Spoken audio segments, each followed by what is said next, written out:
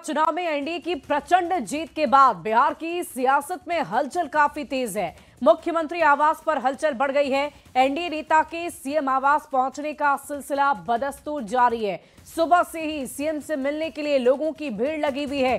पहले संजय झा, फिर ललन सिंह, मंत्री विजय चौधरी, श्याम रजक, चिराग पासवान सभी एक एक कर मुलाकात करते नजर आए और मुलाकात की तस्वीर भी सामने आई है। इसी दौरान चिराग पासवान ने कहा कि बिहार के मुख्यमंत्री नीतीश जी से मुलाकात कर उन्हें बधाई दी, शुभकामनाएं दी। नीतीश कुमार के नेतृत्व में एनडीए ने ऐतिहासिक जीत हासिल की है। खुशी इस बात की है कि मुख्यमंत्री जी ने गठबंधन को मजबूती से जोड़कर रखने का काम किया।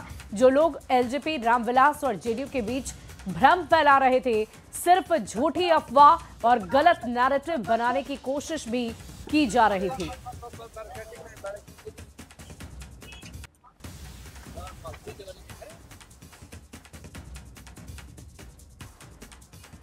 अभी पहले कल तक हम लोग जो है धन्यवाद मतदाता प्रत्येक विधानसभा और जिला में जो है कार्यक्रम करेंगे, सभी मतदाताओं को धन्यवाद देंगे।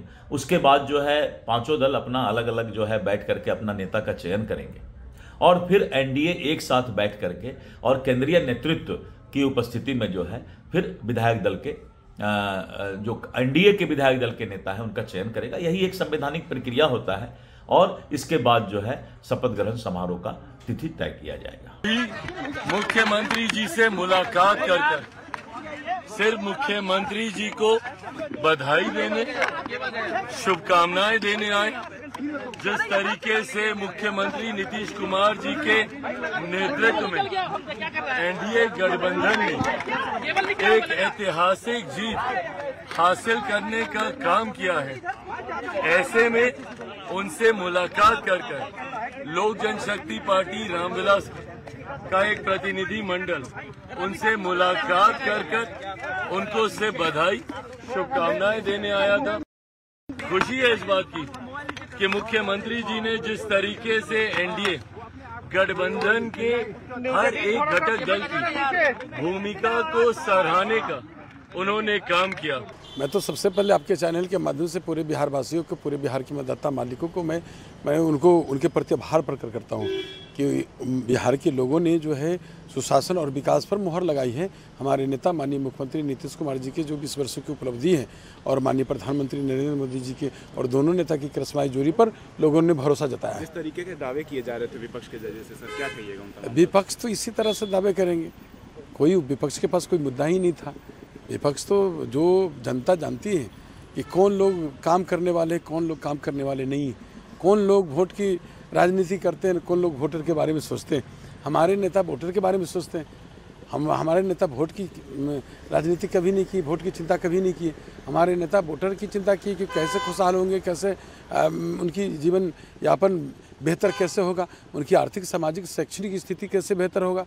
तो जनता समझती, तो जनता अस्थायी रूप से जो विपक्ष को घर बैठाई। कब तक शपथ ले लिए जाएंगे? नहीं, देखिए ये तो विशेषकर जब हमारे एनडीए घटक दल के नेता बैठेंगे और उस पर निर्णय होगी।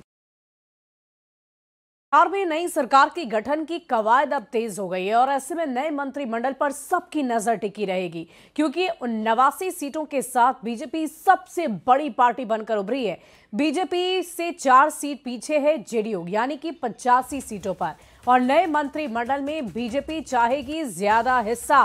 गौर फरमाइएगा, सीटें ज्यादा है तो ऐसे में बीजेपी ये चाहेगी कि उनके ज्यादा से ज्यादा मंत्री कैबिनेट में शामिल हो।